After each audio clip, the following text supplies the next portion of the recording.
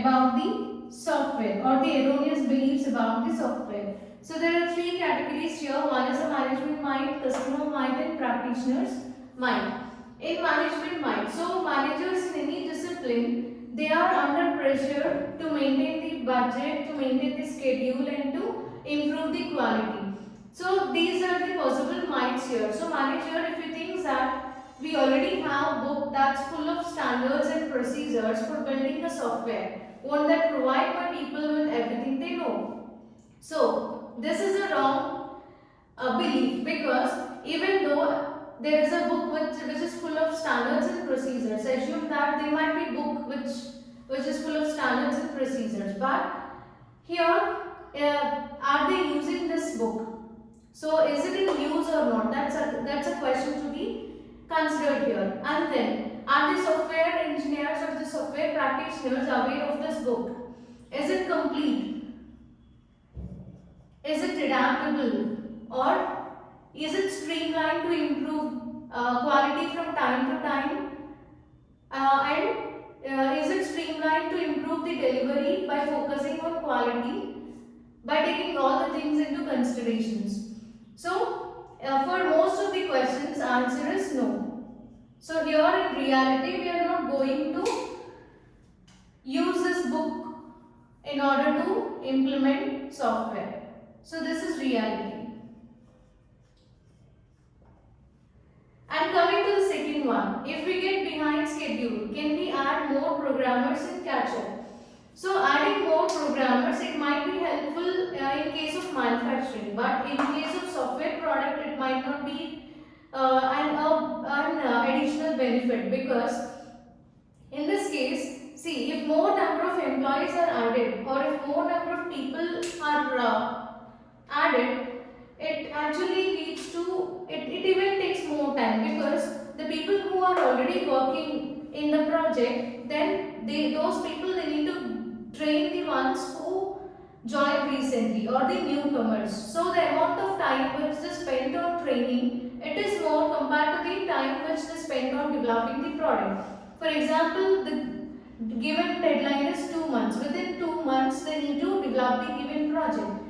But as they are almost reaching this given time period, and if they are able to concentrate more on this project, and in fact they are concentrating on training, then in that case, it's not possible to develop the software within the given time. So it's not like you should not add free people. So you can add the people, but you need to, so here add people with proper planning, and so here with proper planning you need to add the people.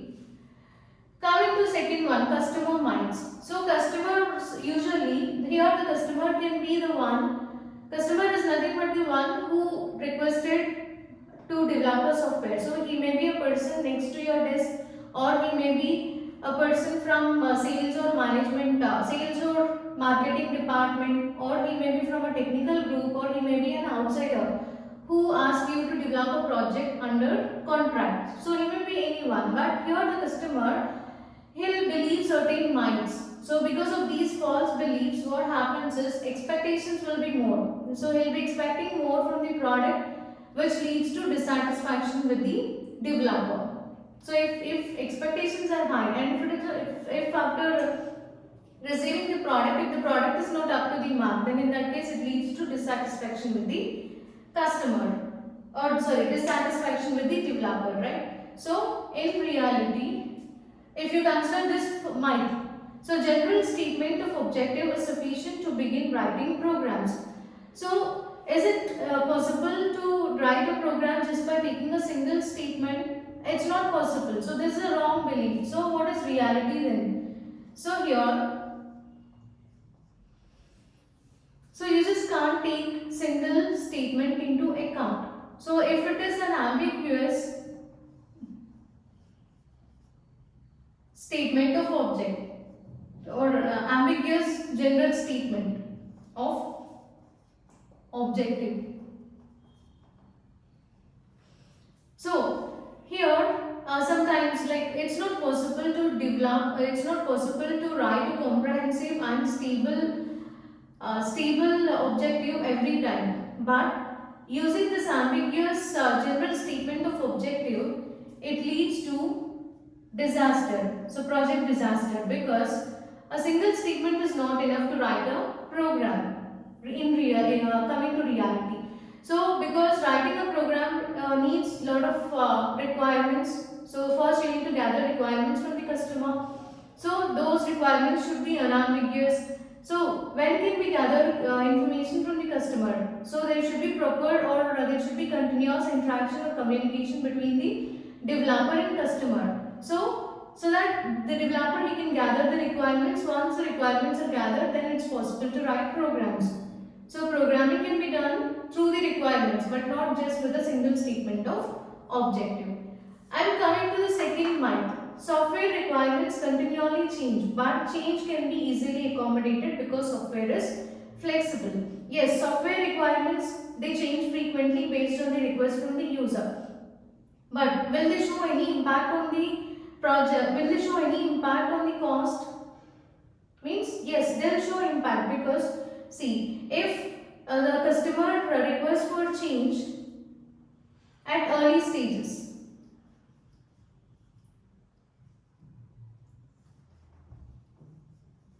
that means during the design or development, or during design or coding. If customers request for changes at early stages, that is during or before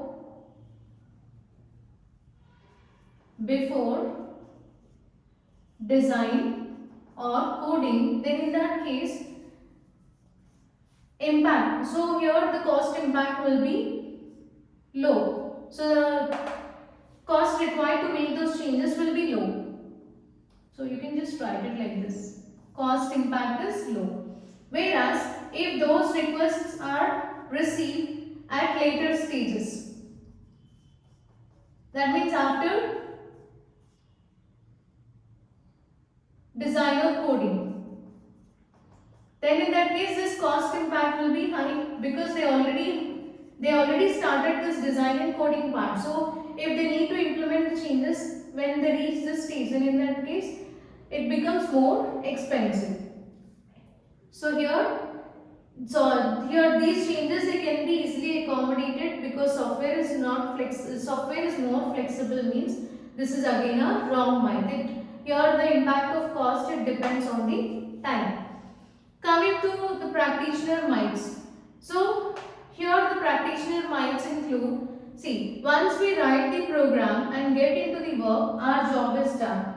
So is this the case? So this is not true, right? So in reality, so once we write the program and get into the work, we cannot consider that our job is done, because 60 to 80% of the work, or 80% of the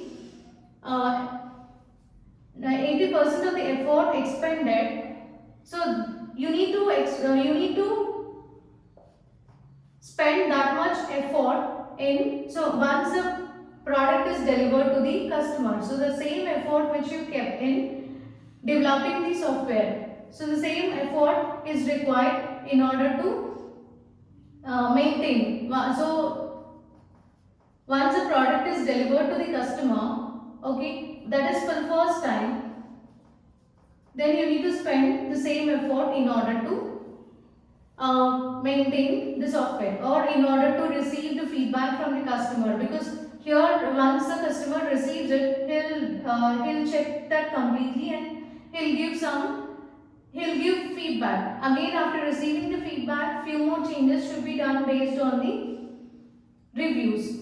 So there also you need to spend some effort. So we cannot just consider that writing the program and getting into the work. So that is so after doing this task, our job is completed. So we cannot just decide like that, because after delivery of the product to the customer also, still our job is pending. So still we need to work. And coming to the second myth. So software engineering makes us create voluminous and unnecessary documentation. So software engineering is not about creating the documents, right? So it is about creating the quality software product. So if the software product, if it is of high quality, then it reduces the rework. If rework is less, then delivery will be, so the product can be delivered quickly, right? So if the product, if the software is of high quality, then rework, so rework will be less.